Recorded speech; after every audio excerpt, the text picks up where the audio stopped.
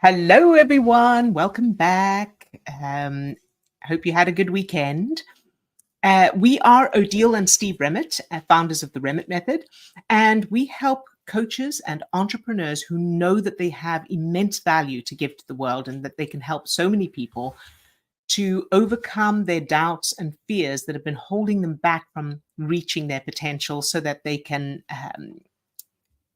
gain the success they want and help the people they want to help. If you're joining us live, please do let us know in the chat where you're calling in from today or where you're watching from today. And if you're watching on the replay, do the same thing and just let us know in the comments where you're tuning in from. Indeed. All right. So today's topic is, what's love got to do with your business? Yeah. I think it's a great topic. I'm also really curious myself. What's love got to do with your business? Okay, so first of all, of course, there's the obvious. So there's, loving your business and doing what you love, loving what you do and all that. Following a passion. Yeah. Right. But that's not what we're actually talking about today. That's not the topic. This is a fairly big topic, but it's also incredibly powerful to have this knowledge. We are talking about the physiological state of love. And it doesn't matter whether you're feeling love for your business or what you do, or you're feeling love for something completely different, something outside of your business. The physiological state will be the same and it will be affecting your business. Okay, so what we're talking about here is really about what we've kind of been talking about in other videos. It's about harnessing or learning how to control your neurochemical state in the moment. Right. And so go ahead, but I was like, a question there from that could be out there is why is that important? I know it may sound a bit obvious, but why is understanding a neurochemical state important? So when you're feeling love or any other positive emotion, any other feel-good emotion, what you're feeling physically is the effects of feel-good chemicals like endorphins, serotonin, and oxytocin. And in addition to making you feel good and having various other physiological effects on the body, like redirecting blood, and there's a lot going on there. But in addition to that, and the piece that we really want to speak about today is that it brings blood back to the prefrontal cortex of the brain, which is where we do our cognitive thinking. So strategizing, problem solving, noticing opportunities, our judgment, our risk assessment, our communication, our creativity, all of those higher forms of thinking happen in the prefrontal cortex. When we're feeling any negative emotion, the stress chemicals like adrenaline and cortisol cause blood to drain from that part of the brain to the back of the brain for survival. So when you are feeling love for anything, so it doesn't have to be your business, it can be a song you love, it can be a person or an animal or scenery or a hobby or a place or an activity, it can be anything. As you are feeling that feeling of love, the cognitive thinking part of your brain has come online. So ideally, you want to make sure that you are feeling love before you make any decisions in your business, before you even look at options and look for things to take action on, before you take any action, before you speak to anybody. If you are in that state of feeling love, and as I say, it doesn't have to be love for the business, it can be love for anything at all. As long as you're feeling it, you will have an advantage in your business because you will have that part of your brain, the cognitive thinking thinking part of your brain, fully online, and it will make you will make different decisions, you will take different actions, and you will notice different opportunities. You will communicate with people differently. You will present what you do differently because of that. It'll affect your social media posts and everything, your content. Sorry, I'm very passionate about this. Yes. And I know from my own past experience that wasn't something that I was practicing, and kind of in an automatic state for me in the past. That automatic state for me for most of my life was a state of anxiety, Mhm. and and I was practicing it. I just was doing it on autopilot. I didn't realize that that was something that I was getting up and practicing on a daily basis, or living through. So it just sort of became this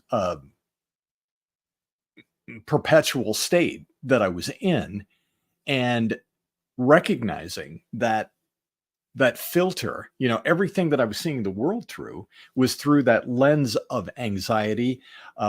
So I know now, looking back and kind of playing Monday morning quarterback with what I did in previous iterations of business, it's like, wow. It's like I couldn't see at that moment because of that filter of anxiety, the obvious decisions or the obvious choices that I could have been making. I didn't have access to seeing that in the moment because of the anxiety. Absolutely. Now, it would be a fascinating experiment. And I think we know from experience, if I could go back and redo that, and with this practice now, Mm-hmm. I would be seeing things differently. I would be engaging in things differently because of that. Absolutely, absolutely. And I came up with an analogy that I think is really, really explains this. Is if you go running, if you're running and you're running in boots, heavy boots, you may be able to run in those boots, but you won't be able to run. It'll be harder, and you won't be able to run as fast as if you put on running shoes. So being in a state of concern, worry, anxiety, frustration, struggling, trying to get things done, hopelessness, any negative emotion, those are the heavy boots. You may still be able to do the work or move your business forward, but it's going to be much harder, and you won't be able to do it as efficiently or as quickly. Putting on running shoes is the equivalent of getting into a feel-good state, and love is one of the strongest of those, as you may have experienced. And it doesn't have to be you're in love. This is about feeling the feeling of love. If you think about a song that you really enjoy, so a song that makes you feel elated, or a song that that when that song comes on, that'll get you on the dance floor. Or one of my favorites, I absolutely, this does it for me every time. I have a lot of them, but one of them that I came across it again yesterday is Blanco Brown's Get Up. The Get Up Challenge, and there's a guy who does the Get Up Challenge in his kitchen. I think it's like a YouTube short or a TikTok or something. He's wearing red shorts. He is absolutely brilliant, and every single time I watch it, I've got this huge grin on my face, and I can feel that elation. That's what you're looking for. Something. So it could be a song, could be videos of horses, videos of any animal that you love, watching people skiing, or beautiful sunsets. It could be woodworking, one of your passions. It could be any hobby activity. Find what helps you to feel that, oh, I love this, and that is really worth doing. And then get yourself into that state at every opportunity, but certainly before you start looking at what you need to do in your business, and reminding yourself that this is more than just feeling good. This is not about feeling, it's nice to feel good, but it's physiological. You are bringing blood to the part of your brain that you need to be able to see opportunities, process information. It'll affect your judgment, risk assessment, creativity. You will be different in your business when you're in that state to when you're not in that state. Yeah, I think another thing that's important to recognize that this is a practice. Yes. It's a practice like learning an instrument, exercise, training. training program, even a practice of like shifting a diet or something like that, that training yourself to get into this state is something that you want to do on a regular basis. You want to set the intention of doing this, as opposed to something negative is happening in the business, or you've got something that is occurring. You're now in the midst of needing this resource or needing this tool, and that's not the time to start practicing it. Right. So the equivalent would be waiting until the day of the concert to pick up an instrument, right? Or waiting till the day of a marathon to start running. In the same way, as Steve said, if you wait for when you need it, it's going to be a lot more difficult, if not impossible. So you want to start now. You want to start when you're not when you're not about to run a marathon. You want to start running regularly, getting your body trained for that and adapted to that level of activity. Or you want to start practicing the instrument in plenty of time before the concert, so that when you turn up, your muscle memory is already there. You're already on automatic with it. In the same way, keep remembering this is physiological. So every time you deliberately get yourself into a state of feeling good, whether that's loving something, looking forward to something, gratitude, excitement, whatever those are, but love is one of the strongest ones.